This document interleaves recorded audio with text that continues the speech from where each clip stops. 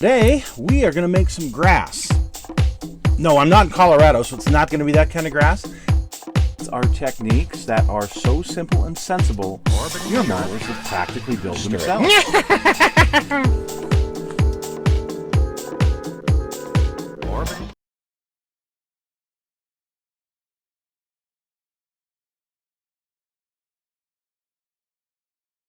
Hello folks, it's Mad Dog Merv and welcome to Echoes from the Chalkboard, and today we're going to be looking at the old Board of Education's, Salt Lake City School District's, the Board of Education, their maintenance shops. They recycled them and that's an interesting story about this place. They moved out of here in, I want to say, 2005. To a new, larger location. But this original location was on 143 North, 300 West in Salt Lake City. The original building, it was built in 1936, and it was used by the Greyhound bus company as a shop, repair shop, and a garage.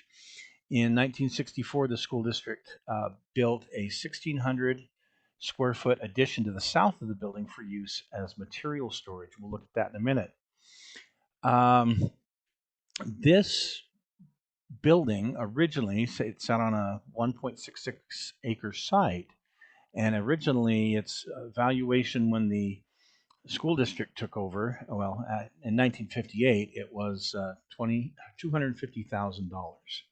So the school district moved into this in 1961. It's a 42,780 square foot building. Now, this picture here shows the addition on the left-hand side. This was taken in 1969. But we're going to look at this first bay here coming up in a minute. So here is when Greyhound used this, and one of the buses out front here. That's really a neat picture, but you can tell it's definitely the same building. And this area right here, the big open space. You can barely see the kind of the trenches in the floor that are covered up with a metal plate that were used for drainage and for maintenance. But you can see it better in this picture here, and you can see all the way to the back. See those big, beautiful skylights, and the no smoking sign, which is just great. So I was tasked with this about 20 years ago to get this building cleaned out once the Board of Education moved their shops to a different location. And my good friend and eventual supervisor, Robin Anderson, and I worked on this together. It was supposed to take 3 or 4 days, and we had a couple of dumpsters to deal with. It wound up taking us 3 weeks and 50 roll-off dumpsters to clear off what the Board of Education had. Now, to the right end of this photo, there's a little house, and that's the old West High School bakery, or the Panther Bakery as they call it. So this was really close to West High School, just to the south of it. So in that first bay, you walk into it, and here's what greeted me. These pictures are all going to come up pretty quick. We're going to kind of go through it. The mess that was left behind, that I was left to clean up. Well, Robin and I were to clean up. We put a crew together, and we got this done. You see these blanked off maintenance areas here from the good old bus depot days. Not sure which walls were put in by the school district and which ones weren't. Kind of have to match it up with the photos that we have early on. But you can see there was a lot of stuff left behind when they moved the shops to a different location. A lot of stuff left behind. And you can see why it took me 50 roll-off dumpsters to get this done. There was a lot of different storage, furniture storage. Here's one of the offices that was in there, these old computers. Of course, they left those because they were so outdated even back then. The spray booth and some of the material that was left there. The paint shop. And that had a bunch of really neat stuff left in it. Some of these paints I was able to go through and salvage. Again, it was all going into the dumpster, so like the painter's one shot and some of the others, I still have that to this day and have used it on projects. The roll-up doors on the south end of the building. Kind of can see up in the rafters. Here's another one of the offices, and the old radiator heater there. An old key box, that's awesome, and the old typewriter, that's pretty neat. Again, this was 20 years ago when we did this project, so this stuff was really old back then. And just some of these rooms. This is the back end, the southwest corner of the building. The door on the far left went down to the boiler room, and I looked down there, got such a creeped out feeling, that big metal door, and I'm like, nope, I'm not going down there. So never got pictures. But you look out over the dock area, and they definitely had a pigeon problem.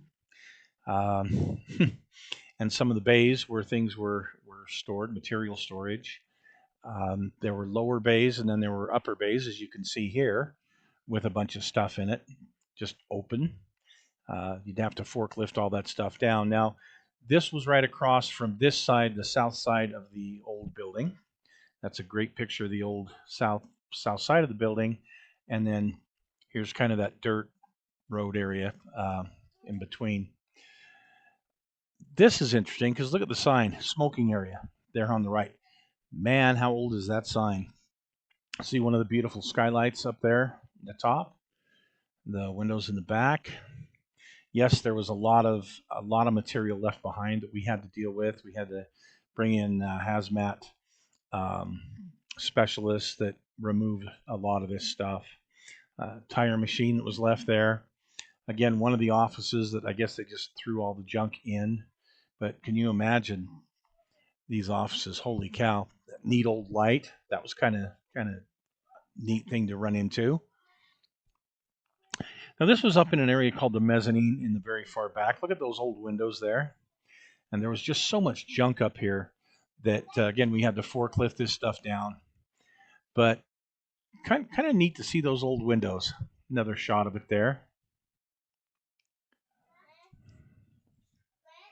And some old carpet that was left.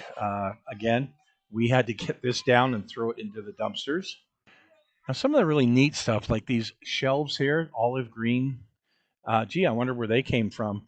Probably government, war surplus type of stuff. The district bought a lot of that kind of stuff. This was the small engine shop, and pretty much everything was left here because there was not going to be a small engine shop in the new shop area that they constructed. So all these old parts were left, and the office for that, holy moly! But again, see the green lockers and the green shelving and whatnot. Again, all war surplus stuff. Old condensers and all that kind of good stuff for Briggs and Stratton engines. Here was the lunchroom and what it looked like.